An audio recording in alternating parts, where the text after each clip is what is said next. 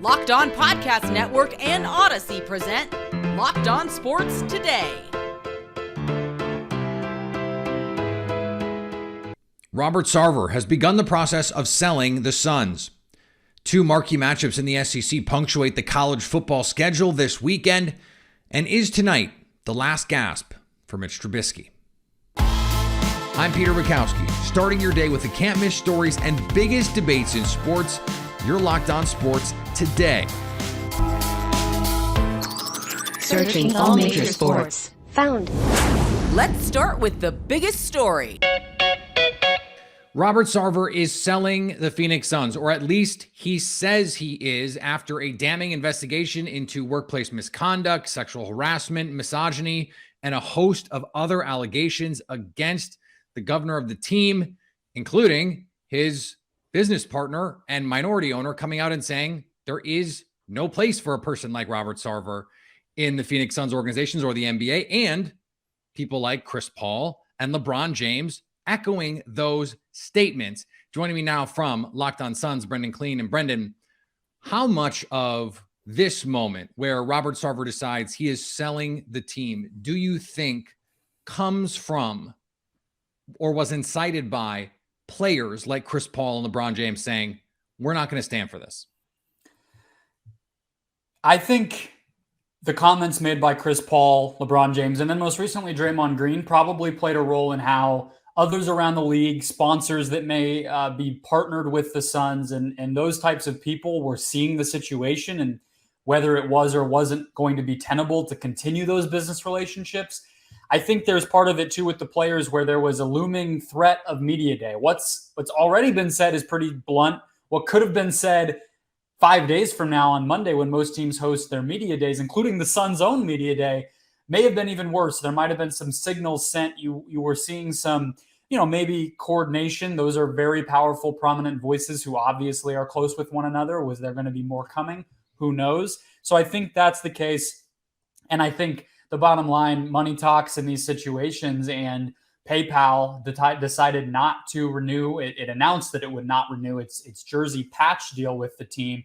And so there was a lot of momentum from all sides that I think was just making that situation, like I said, untenable for the league, for Sarver to continue to be a presence within the team, and for everyone who has to go to work there every day to keep doing so. What's interesting is Adam Silver, in a pretty weird press conference, all things considered, about all of this, made a statement that you can't just take someone's team. And people pointed to the LA Clippers. That was a different situation with Donald Sterling's ex-wife claiming that he was unfit. It led to a whole domino effect of other things. It wasn't the NBA saying you have to sell your team. And now we're seeing another situation where an owner is deciding to sell, a different case, after being publicly pressured to do so. What do you think the tack-on effects are of this moving forward for owner behavior, short of, as we talked about in our last conversation, actual NBA mandated specific punishments for stuff like this?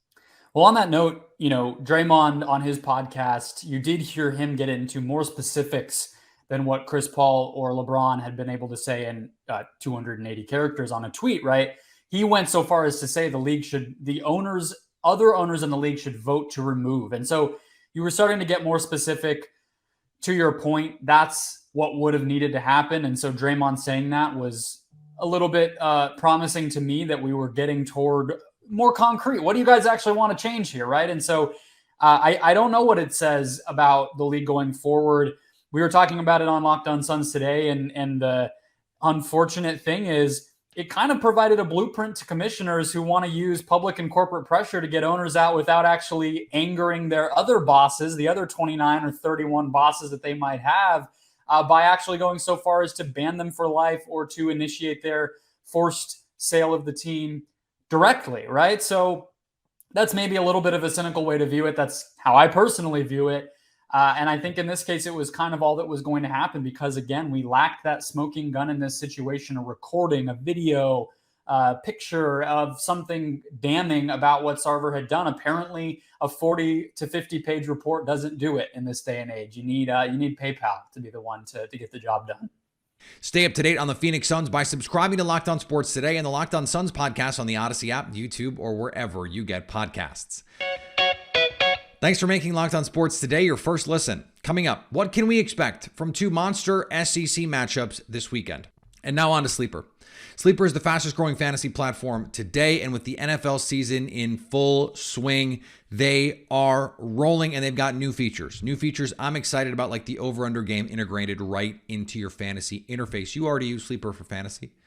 I already use Sleeper for fantasy. So while you're checking your waiver claims or trying to build a trade to fleece your buddy, play their over-under game. It's really easy. It's exactly as it sounds. Choose two or more players that you like and pick the over or the under for something like rushing yards for running backs. Then choose the amount of money you want to enter into the contest. If you pick correctly, you can win anywhere from 2 times to over 20 times the money you put in. Plus, it's already in your app, so you can talk your trash. You can communicate with your friends. You can take their picks if you want. It's all in the app for you. And if you're a Locked On Sports Today listener, we've got a group for you. On your mobile phone, join our listener group at sleeper.com/lockedontoday, and Sleeper will automatically match your first deposit up to $100. Again, go to sleeper.com/lockedontoday, and you'll get a $100 match on that first deposit. Terms and conditions apply. See Sleeper's terms of use for details. Boston Celtics center Robert Williams will undergo an arthroscopic procedure on his left knee this week. He will require 4 to 6 weeks for recovery. The procedure will come 6 months after Williams had left knee surgery to repair a torn meniscus. The latest procedure is described as a cleanup and is expected to allow Williams to return to full strength early in the regular season. Williams returned for the Celtics' run to the NBA Finals and played with discomfort in the playoffs that caused him to miss 7 games. When he's out there, he's awesome, but availability has been his issue so far in his career. And the Celtics' problems do not stop there. Adrian Wojnarowski reports that head coach Ime Udoka is facing possible disciplinary action that includes a significant suspension. The possible disciplinary action stems from an unspecified violation of organizational guidelines. Keep it locked with Locked On Celtics, John Corrales, for all the latest details there. The defending AFC champion Cincinnati Bengals have not gotten off to a great start. In their 2 losses, the offense has looked listless, and Joe Burrow has spent as much time on his back as he did before they went out and spent a ton of money to revamp their offensive line. He spent as much time on his back as he did post-op for his appendix. Burrow has an idea for everyone when it comes to their frustrations. No, it's frustrating for me overall, not just that, but myself. I mean, everyone is frustrated, but like I said, we're not panicking. 2 games in, we got 15 games left. So I'll just take a deep breath and relax. We're going to be fine. We're not worried about it. The Kansas City Royals fired longtime lead executive Dayton Moore on Wednesday. Owner John Sherman made the announcement at a Kauffman Stadium news conference, adding that general manager J.J. Piccolo will head up the club's baseball operations going forward. Moore had been the lead baseball executive for the Royals since 2006, and after a rebuilding period, the Royals won back-to-back AL pennants in 2014 and 2015. The second of those ended with a World Series title, the second in franchise history. And on the diamond, the Cincinnati Reds have had a rough year and have work to do just to avoid 100 losses. But they can hang their hat on their performance against the AL East after beating the Boston Red Sox. Are the Cincinnati Reds the best team in the American League East? It's up for debate. Okay, I'm just kidding. What's up? This is Jeff Carr from the Locked On Reds podcast. And the Cincinnati Reds finish out the season against the American League East with a winning record after taking the Red Sox down 5-1 on Wednesday night. Nice outing by Chase Anderson as he really limited all of the base runners and kept the damage very clean. Some great base running on the part of the Reds. A couple of great rallies were started because of Stuart Fairchild and his swift feet on the base paths. You love to see that. Plus, Donovan Solano getting a solo shot there in the 8th inning for the insurance run. And Alexis Diaz needs 1 pitch to get 2 outs because Alexis Diaz is awesome. There's a lot more coming this weekend as the Reds finish up the season series with the Brewers. They got a shot to play spoiler as the Brewers are looking to cling to playoff life. Going to talk about that, plus Tom Nichols returns to preview some guys that are going to the Arizona Fall League who you're going to want to pay attention to. You guys are never going to believe this, but the biggest games in college football this weekend are in the SEC. Number 20, Florida against number 11, Tennessee. Yes, I said that right. Number 11, Tennessee. And then at night, 7 East, it's number 10, Arkansas against number 23, Texas A&M. It is going to be a dogfight every week in the SEC. Joining me now from Locked On SEC, Chris Gordy. Chris, you are breaking this down every day. This is just another week in the SEC. What are you looking for out of these two matchups?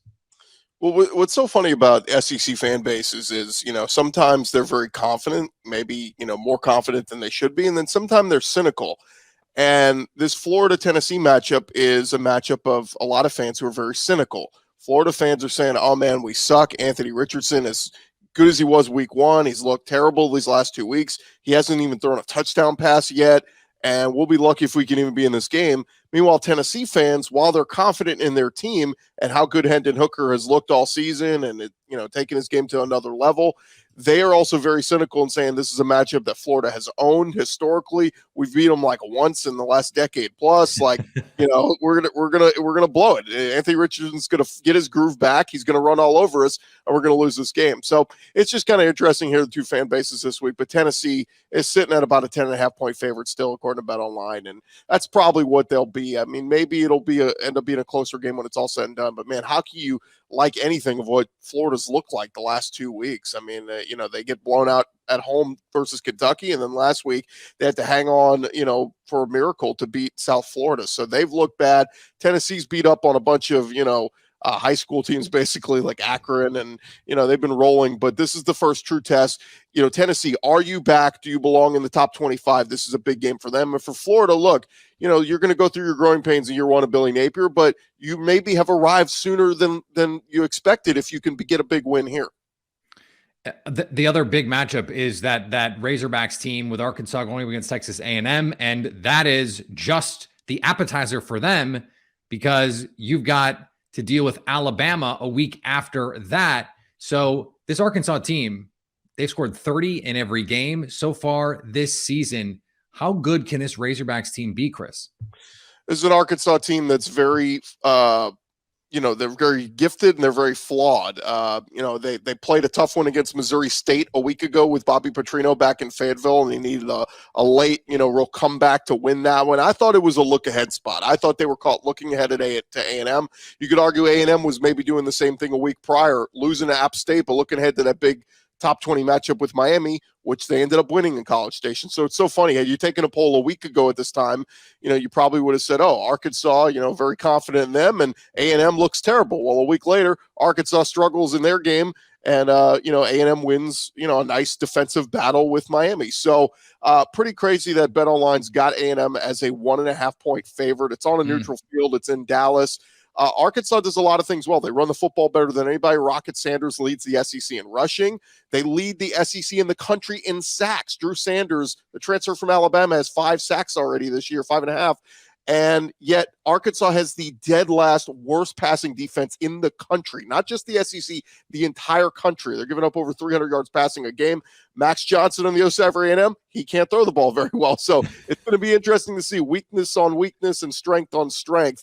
Can A&M get their run game going? They rank 122nd in the country right now. That's not you.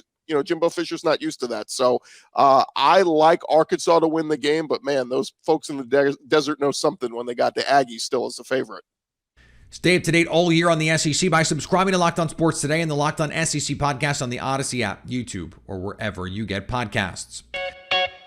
Coming up is tonight, the last chance for Mitch Trubisky. It has not been an inspiring start for Mitch Trubisky in his second chance with the Pittsburgh Steelers, with quarterback of the future Kenny Pickett waiting in the wings. Many ask how long Mike Tomlin will keep trying to play with Trubisky. Some feeling like this Browns game could be his last gasp. Chris Carter from Locked On Steelers and Jeff Lloyd from Locked On Browns have some thoughts. As for the Steelers, I think it's a little different of a concern at the quarterback position. The Browns are waiting for Deshaun Watson's suspension to end. The Steelers can pull the trigger anytime they want on the Kenny Pickett situation. All right, well, let's get to this because this is where I want to go with this. No. do you think this is Mitch Trubisky's last start? Because the ideal scenario is to go into a long period. I agree. And tell Kenny Friday morning, and because I think this is kind of similar to 2018 for the Browns when it was Tyrod Taylor, and everybody knew it was like, well, when's it going to be Baker? Their hand was forced, and ironically enough, it was week 3 on a Thursday night against the New York Jets. Tyrod Taylor got hurt. Baker came in, and then it was his show from there. But, like, for me, this really feels like – and I think it's going to be a little awkward for the guys, the skill players, because it's like, I'll do all I can for you, Mitch, but, I mean, it could be in the next play.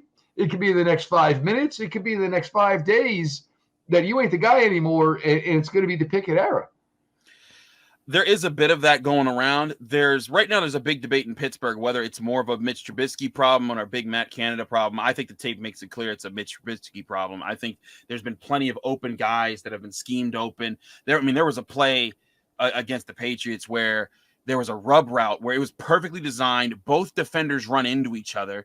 It frees up 2 receivers, and Mitch Trubisky threw at none of them. He runs to the side and then allows himself to get sacked inbounds when he slowed up. And that ran the clock out for the half in a 2-minute drill. He's made too many mistakes like that. And I truly do think this could be a situation where even if the Steelers found a way to win with him not playing really well, if he doesn't show any sign of growth, any sign of he can see the field comfortably, I do think you could see Kenny Pickett against the New York Jets in week 4 because it's going to be a long week. It's going to be, you have the full weekend and a full week to prepare for it. I think the biggest question is, do Mike Tomlin and the Steelers feel like he is ready for that moment? They want to protect him. They wanted to give him time to play. They also wanted to give Mitch Trubisky time to figure himself out. I think they wanted to see, hey, you're a veteran. We want to give you the respect of a veteran coming in here. But neither performance in my book has been satisfactory. I thought the first performance, you could give him a pass against the Bengals and say, well, you know what? The Steelers went in with a game plan to just not turn the ball over and trust their defense to win the game, which it did. But against the Patriots, they dialed up some shot plays and he just refused to take them. And I think that was the biggest problem there. So could this be the last time that we see Mitch Trubisky start for a Steeler? Maybe. If it was my book, it would be. I covered Kenny Pickett at the University of Pittsburgh for 2 years. And I think that man has a heart of a champion. I think that he can be a true leader in the NFL. But the Steelers, they like to take their time. They like to develop guys. They don't like to rush things, and that's on all things. They don't like to have knee-jerk reactions about coaches, about hires, about fires. They don't like to do any of that. So they might take their time on this. They might wait to the bye week to make this move. But it's becoming clearer and clearer that the move does need to be made at some point. Just not sure if they will pull the trigger after this week if Mitch Trubisky has another rough one. Either he's your best quarterback or he's not. For the Pittsburgh Steelers, this is not about developing the quarterback of the future, although they did draft Kenny Pickett in the first round.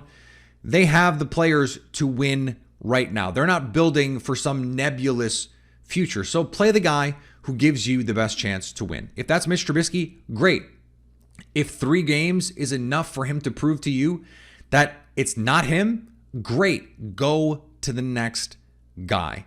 It's that easy. And luckily for the Steelers, they have that luxury because they drafted Kenny Pickett and because they went out and they signed Mitch Trubisky. They gave themselves options. Now, are they great options right now? They don't look like it, but at least they have the option. And finally, what is an ailing superstar to do? How about commiserate with his own fan base? Joey Votto had surgery to repair a torn left rotator cuff and bicep on August 19th and is out for the rest of the season. He's been spending some games as an analyst on television with the Reds broadcast, but on Wednesday, he decided to change things up. Votto went around the different parts of the stadium during the Reds game against the Red Sox and sat among the fans while taking selfies and signing autographs. There's a reason he is one of the most beloved people in baseball. Thanks for making Locked On Sports today your first listen. Now go find your favorite team's Locked On podcast and make them your second listen. Coming up tomorrow, will this be Mitch Trubisky's judgment day? So at least until tomorrow, stay locked on sports today. Locked On Podcast Network and Odyssey present Locked On Sports Today.